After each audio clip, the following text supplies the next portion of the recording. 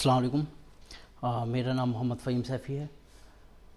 मैं लखनऊ में high court में एडवोकेट हूँ। मैं आज बात करना चाहता हूँ रामपुर के लोगों के बारे में और रामपुर की पुलिस के बारे में। सबसे पहली बात तो ये समझ लीजिए, रामपुर के लोग जितने बड़े बुज़दिल हैं, इतना बड़ा बुज़दिल और लाश शायद हिंदुस्तान में कोई शहर के लोग नहीं हैं और कोई कौम नहीं है। रामपुर के जितने भी लोग हैं, चाहे उसमें हिंदू हों मुसलमान हों, एक नंबर के बुज़दिल हैं। लाशों से ज़्यादा बदतर हैं आप लोग, मुर्दा हो गए मुर्दा। क्यों ये बात मुझे कहनी पड़ रही है, क्या इसकी वजह है, ये मैं अभी एंड में आपको बताता हूँ। रामपुर मैं गया था अभी पिछले हफ्ते। शाहबाद गेट पे मैं जा रहा था और तकरीबन 15-20 पुलिस वाले, 2 जीपें पुलिस की, और कोतवाली शायद थाना वो लगता है, कोतवाली थाना का एरिया था वो। गाड़ी की मेरी स्पीड होगी अगर बहुत हुई तो, क्योंकि गलियां हैं वहाँ पे, बहुत चौड़ा रोड तो है नहीं, 30 या 35, लेकिन पुलिस को देख के मैंने स्पीड को और स्लो कर लिया और मैं ख़ुद उनके हाथ देने से पहले मैंने ख़ुद गाड़ी रोकी। तकरीबन मेरे ऊपर झपटे 6 से 7 पुलिस वाले चारों तरफ से। ऐसा लग रहा था उन्होंने कोई आतंकवादी पकड़ लिया है। कहाँ से आ रहा है तू, कहाँ से आ रहा है तू, कौन है तू। एक तो सब जो ये कांस्टेबल तबका है, ये ज़्यादातर जाहिल होता है, हाई स्कूल इंटर पास होते हैं ये लोग, और बहुत बड़ा जाहिल तबका है ये कांस्टेबल जो हैं। ये तमीज़ से बात नहीं करते हैं। ये अकेले होंगे तो तमीज़ से बात करेंगे, जब ये अपने साहब के साथ होंगे तो कहते हैं ना, देख से ज़्यादा चम्मच गर्म होता है, तो ये अपनी खाल से बाहर आना शुरू कर देते हैं। और जो अधिकारी होते हैं वो पढ़े लिखे होते हैं, वो कायदे से ज़्यादातर बात करते हैं। हालांकि इस केस में ऐसा नहीं हुआ, स्टोरी सुन लीजिए क्या हुआ। उसके बाद मैंने गाड़ी स्लो की। उसने कहा कहाँ से आ रहा है, कहाँ से आ रहा है, इस तरह से बात की। और बात करने के तुरंत उसने बात कहा कि तू क्यों हमारे सिपाही पे गाड़ी चढ़ाने की कोशिश कर रहा है। मैंने कहा किस पे, हंस के मुस्कुरा के मैंने कहा किस पे, कहा इस पे। तो जिस पे उसने गाड़ी चढ़ाने का इशारा किया था, उसने भी मुझसे आके कहा हाँ भाई तू क्यों मेरे ऊपर गाड़ी चढ़ा रहा है, दिमाग तेरा ख़राब है। इस तरह से वो लोग मुझसे बात कर रहे थे। मैंने उनसे कहा कि कायदे में तमीज़ से बात करिए, पहले आदमी देख लिया करिए कौन है, उसके बाद बात करिए। रात में 2 बज रहे थे, मैं अपनी वाइफ को छोड़ के अपनी ससुराल से आ रहा था। दरोगा जो भी इंस्पेक्टर वहाँ पे थे, नाम मुझे याद नहीं है उनका, वो आए, उन्होंने मुझसे पूछा कहाँ से आ रहा है। तो मैंने कहा लखनऊ से। इधर है लखनऊ, इधर है लखनऊ। तो मैंने कहा इधर मेरी ससुराल है। तो ये क्यों नहीं बताया ससुराल है, ये क्यों बता रहा है लखनऊ से आ रहा है। मतलब वो मुझे इतना ज़्यादा प्रेशराइज़ कर रहे थे, मतलब इस तरह से वो मुझे ट्रीट कर रहे थे कि मैं एकदम घबरा जाऊँ, डर जाऊँ। अच्छा, डर जो है लगता है, ऐसा नहीं है, लेकिन हाँ, जब पुलिस वाले बदतमीज़ी करते हैं कभी भी, तो ये हमें ख़ास करके याद रहता है कि हम सुबह तुम्हें बताएंगे, सुबह होने दो तब हम पूछेंगे, तुम भी जेल जाओगे फिर। क्योंकि पुलिस वाले कानून का पालन करते और करवाते हैं, और हम कानून का पालन करते हैं और उसके ज्ञाता कहे जाते हैं। खैर, मुद्दे पे आते हैं। वो मुझे बहुत ज़्यादा परेशान करने लगे। मैंने उनसे कहा कि क्या हुआ, रात में क्या 2 बजे आना कोई अपराध है, या मैंने क्या ऐसा कर दिया। अगर मैंने कोई गलती करी आप मेरा चालान काट दीजिए। मेरी पूरी गाड़ी की तलाशी ली गई, जो रूटीन चेकअप का हिस्सा है, कोई दिक्कत नहीं उसमें, होती है, अच्छी चीज़ है ये, कोई बुराई नहीं है इसमें। लेकिन वो चेकिंग के नाम पे क्या कर रहे हैं, वो लोग पैसा कमा रहे हैं, लूट रहे हैं लोगों को। और ये रामपुरी में मैं देख रहा हूँ, और हमारे यहाँ लखनऊ में नहीं है। हमारे यहाँ के लखनऊ में पुलिस नहीं है, बहुत अच्छी पुलिस है, लखनऊ की पुलिस बहुत अच्छी है।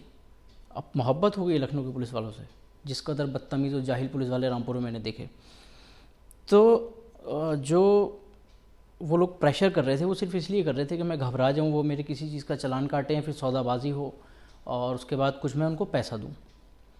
मतलब मुझे ऐसा महसूस हो रहा था कि मेरी मॉब लिंचिंग होने वाली है, मैं किसी भीड़ में घिर गया हूँ और ये लोग सब लूट लेंगे। तो मैंने कहा सर आप पुलिस वाले हैं या डकैत हैं। तो एक पुलिस वाले ने उसमें से कहा कि अभी तेरा डकैतों से पाला नहीं पड़ा है, अगर डकैतों से तेरा पाला पड़ता तो तू अभी यहाँ खड़ा ना होता, 2 मिनट में तुझे पता चल जाता, वो तो हम हैं। मतलब आप समझ लीजिए कि पुलिस इतनी बुरी होती है, इस बात का अंदाज़ा मुझे उस दिन हुआ, इतनी बुरी हो सकती है कि वो तमीज़ से बात करने के बाद और सलीके से बात समझाने के बाद वो इतना ज़्यादा प्रेशर करें। हालांकि मैंने उनको बताया मैं वकील हूँ, तो पहली बात तो उन्होंने उसके बाद भी बदतमीज़ी करी, वकील है तो क्या है, ये है वो है, और तुम वकीलों के बहुत दिमाग ख़राब हैं, दुनिया भर की। वो मुझसे वो जो वकीलों वाली जो चिढ़ थी उनको, वो उन्होंने मुझसे निकालने की कोशिश की। खैर शॉर्ट में बता दे रहा हूँ। फिर वो मुझसे बोले चल जाए यहाँ से। मैं गया, जाके मैंने थोड़ी दूर पे गाड़ी रोकी। मैंने 10 मिनट में वहाँ पे बैठा रहा। दिमाग मेरा एकदम सुन हो चुका था, मेरा समझ में नहीं आ रहा था क्या हुआ है ये और ये क्यों हो रहा है।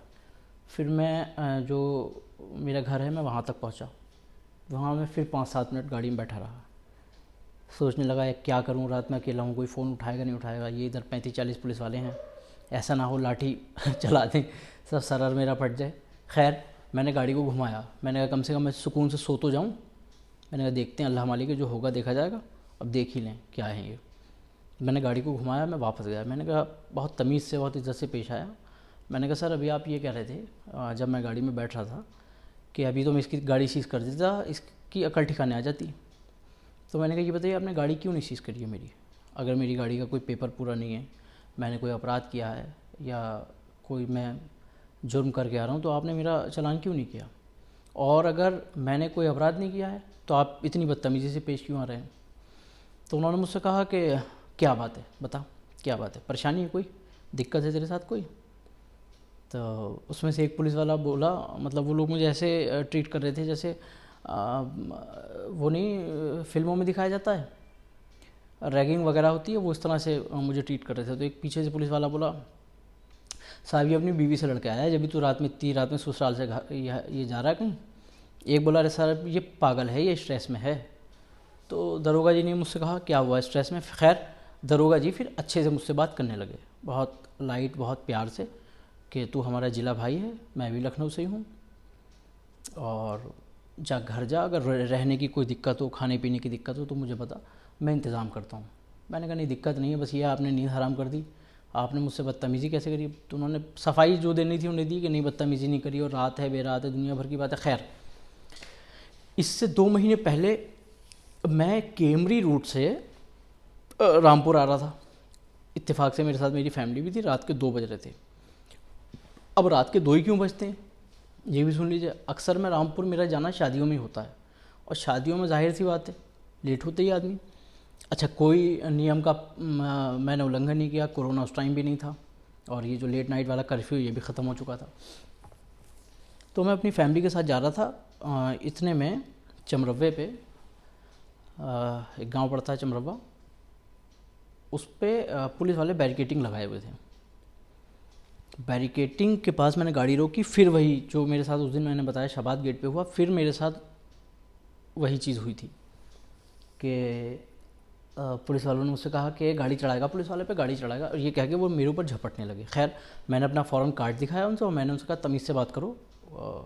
तो वहाँ पे जो इंस्पेक्टर हैं वो समझदार आदमी थे, बहुत अच्छे आदमी थे, खैर उनकी मैं तारीफ़ करूँगा। उन्होंने मेरा कार्ड देखा और मुझसे पूछा कहाँ से आ रहे हैं, तो मैंने बताया मैं शादी में आ रहा हूँ। उन्होंने फैमिली देखी, गाड़ी चेक करी, जो अच्छी चीज़ है, कोई बुराई नहीं है गाड़ी चेक करने में। गाड़ी चेक करी, उसके बाद उन्होंने मुझसे कहा कि जाइए आप जाइए। तो मैंने कहा इन्होंने बदतमीज़ी कैसे करी, आप अपने सिपाही से पूछिए ये बोल कैसे रहा है। तो उन्होंने कहा कि इनकी तरफ से मैं माफ़ी मांगता हूँ। बहुत इज़्ज़त से पेश आया, मुझे अच्छा लगा, इसीलिए मैंने उन पर कोई एक्शन लेने की सोची भी नहीं, क्योंकि अगर एक आदमी गलती करता है और 4 आदमी या 5 आदमी उस चीज़ को सुलझाने की कोशिश कर रहे हैं तो ये फजूल की लड़ाई होती है, कोई मतलब नहीं। लेकिन वहाँ पे जो शबाद गेट पे जो मेरे साथ हो रहा था, वहाँ पे सारे पुलिस वाले बदतमीज़ी कर रहे थे, मतलब सब सिंघम बने हुए थे, और वो ये समझ रहे थे मैं कोई टेररिस्ट हूँ, या मैं कोई हत्या करके आया हूँ, या मैं कोई चोर डाकू हूँ। वो इस तरह से ट्रीट कर रहे थे। अब मैं ये क्यों कह रहा था रामपुर वाले बहुत बुज़दिल हैं? रामपुर के लोग जितने बड़े बुज़दिल और कायर, जो भी ये शब्द हो सकते हैं मेरे लिए, मेरे पास या जो शब्द हैं, मैं सब उन्हें बोलना चाहूँगा। ये चीज़ रामपुर में मेरे ख्याल से 1-1.5 साल से चल रही है। कोई अपनी अम्मा का जाना इतना नहीं पैदा हुआ है कि इस चीज़ के ख़िलाफ़ आवाज़ उठा सके। भाई मैं तो रामपुर सालों में जाता हूँ, अब चला गया मैं, आप लोग तो रात दिन रह रहे हैं। आप लोग तो, मुझे ये अंदाज़ा हो रहा था कि जब वो मेरे साथ इस तरह का बिहेव कर रहे हैं, मैं उनसे तमीज़ से बात कर रहा हूँ, मैं उनको बता रहा हूँ मैं वकील हूँ हाई कोर्ट में, यूपी 32 नंबर की वो मेरी गाड़ी भी देख रहे हैं, और मैं उनसे बहुत ही तहज़ीब से बात कर रहा हूँ और पॉइंट टू पॉइंट बात कर रहा हूँ कि सर डिग्गी चेक करनी या सर पेपर चेक करने, बहुत अच्छे से मैं उनसे बात कर रहा था। उसके बाद वो मेरे ऊपर चढ़ने की कोशिश कर रहे थे और मुझे दबाने की कोशिश कर रहे थे। मेरे समझ में नहीं आ रहा था कि वो दबाना चाह क्यों रहे हैं, मेरे ये अभी तक नहीं समझ में आया। तो रामपुर के लोग ये रोज़ कितना झेलते होंगे, उसके बाद भी झेल के कोई आवाज़ नहीं उठा रहा है, इसलिए आप लोग बुज़दिल हैं, आप लोग लाश हैं, आप लोग मुर्दा कौम हैं, समझ रहे हैं? इससे ज़्यादा कुछ नहीं है। रामपुर के लोग उसे बस नेता मानते हैं जो थानों में दलाली खाता है, जो दलाली के नाम पे 5-7 हज़ार रुपये खा के थाने से छुड़ा के लेके आता है, 10,000 दरोगा को पुलिस वालों को देता है, 5,000 अपनी जेब में रखता है। रामपुर के लोग उसको नेता मानते हैं, जबकि नेता वो होता है जो संघर्ष करता है अपने लोगों के लिए, जो लड़ता है अपने लोगों के लिए। अगर अपना आदमी गलत है तो वो पेश कर दे कि लीजिए साहब मेरा आदमी गलत था, पकड़िए। और जब हमारा आदमी गलत नहीं है या हम गलत नहीं है तो वो लड़ जाए, चाहे फिर कितनी बड़ी ताकत, तो उसको कहते हैं नेता। लेकिन रामपुर में मैंने चलन देखा है, थाने से छुड़ा के लाने वाले को, दलाली खाने वाले को लोग नेता कहते हैं। इसलिए मेरा कहना है आप लोग लाश हो, मुर्दा हो, अगर इतना सा ज़मीर बाकी बचा है तो मेरी वीडियो जो भी देखे उसमें अपना नंबर डालें मुझे, और मेरे साथ इसमें FIR कराइए आप, SP के ख़िलाफ़ भी, वहाँ के जहाँ जहाँ पे ये दरोगा और जो है ये आप लोगों से बदतमीज़ी कर रहे हैं उनके ख़िलाफ़ भी। हाँ, आप भी उसमें दुरुस्त रहिए। पुलिस को आप लोग कोई मौका मत दीजिए, ऐसा मत करिए कि आपके अपने डॉक्यूमेंट पूरे नहीं हैं, आप बदतमीज़ी करें, पुलिस से बदतमीज़ी मत करिए, और या किसी भी सरकारी काम में बाधा डालने की कोई ज़रूरत नहीं है। आप वही जो सभ्य लोग हों वही मुझसे कांटेक्ट करें, वो मुझसे बात करें, अपना नंबर दें। पुलिस ने उनसे पैसे लिए हों गलत, कोई बदतमीज़ी की हो, किसी को मारा हो नाजायज़, जब आप गलत नहीं हो तो मैं उनकी सबकी FIR करवाऊँगा और आपके लिए इंशाल्लाह मैं लड़ाई लड़ूंगा जहाँ तक मेरी हो पाएगी। इसका कोई पैसा नहीं है, कोई किसी तरह का कोई चार्ज, कोई फ़ीस नहीं है, लेकिन पार्टी आपको बनना पड़ेगा। बुज़दिल और कायर मैं इसलिए कह रहा हूँ कि पार्टी जब आप लोग बनने के लिए तैयार नहीं होंगे, आप ही के साथ जुल्म हो रहा है और आप ही को उसका एहसास नहीं है, आप ही कह रहे हैं छोड़ो यार, क्या फ़र्क है फिर वो अंग्रेज़ों वाले उसमें और उसमें भी तो वो पिक्चर थी कौन सी, मर्द, कि वो दारा सिंह को अंग्रेज़ और सब मारते हैं और वो चक्की पीसते हैं, फिर मारते हैं, फिर जूते में पानी पिलाते हैं। फिर मुझे नहीं रामपुर में फ़र्क लग रहा है इन चीज़ों में, उन चीज़ों में फ़र्क हो। मैंने जो रामपुर का SP हैं मित्तल साहब, उनको भी मैसेज किया, कोई रिप्लाई उन्होंने नहीं दिया। जाहिर सी बात है उसमें उनकी मिली भगत पूरी है। भैया ये जो थाने से पैसा उठ के जा रहा है वो बट ही रहा है ना, जो एक बल्क में पैसा जा रहा होगा। मेरे ख्याल से ये किसी से भी ज़बरदस्ती अगर ये कर रहे होंगे कि पुलिस वाले के ऊपर गाड़ी चढ़ाएगा, पुलिस वाले के ऊपर गाड़ी चढ़ाएगा, नाना करके 5-7 हज़ार रुपये लेके ही मेरे ख्याल से छोड़ते हैं। कई लोग हैं जिन्हें मैं जानता हूँ जिनके साथ ये हुआ है, हालांकि वो आने को तैयार नहीं हुए मेरे सामने, वो डर रहे थे। लेकिन जो भी लोग हैं इस तरह के लोग मुझसे बात करें और यहाँ SP को बदलवाइए वहाँ के, और इसके ख़िलाफ़ आप लोग आवाज़ उठाइए, वरना परेशान होते रहेंगे, ये लोग नहीं मानेंगे।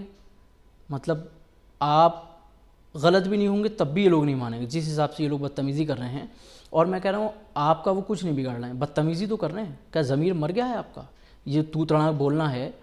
और मैं पुलिस डिपार्टमेंट के लोगों से भी कहना चाहूँगा, अपने ये जो सिपाही हैं इनको आप लोग समझा के रखिए, ये तू तड़ाक जो बोलते हैं, बदतमीज़ी भले वो मेरठ के हों, गाज़ियाबाद के हों, कहीं के हों, उस पर उनका जो है जवाब ये होता है कि नहीं ये लोग तो मेरठ के इस तरह से बात कर रहे हैं।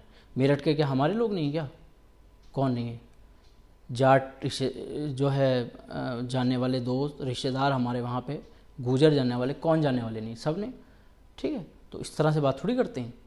लेकिन वो मतलब उनकी जो जहालत है, वो पढ़े लिखे नहीं हैं, वो पैसे या घूस दे के डिपार्टमेंट भर्ती हुए होंगे जिस वक्त भी हुए हों किसी की भी सरकार में, तो ये साफ जाहिर होता है, उनकी जहालत दिखती है उनके बात करने से। अधिकारी स्तर के लोग ठीक बात करते हैं, लेकिन वहाँ पे तो अधिकारी भी मुझसे ठीक बात नहीं कर रहा था। खैर, मैं अपनी बात को यहीं पे ख़त्म करता हूँ। अगर ज़रा सा भी आपका ज़मीर बचा हो, मरा ना हो, शर्म आ रही हो, तो मुझसे आप लोग कांटेक्ट करिए और इस चीज़ के ख़िलाफ़ आवाज़ उठाइए, वरना आप ख़ुद ज़िम्मेदार हैं अपनी ग़ुलामी का, अपनी बदतमीज़ियों का, अपनी बेइज़्ज़ती का, सब चीज़ के आप ख़ुद ज़िम्मेदार हैं। मैं अपनी बात यहीं से ख़त्म करता हूँ। अल्लाह हाफ़िज़।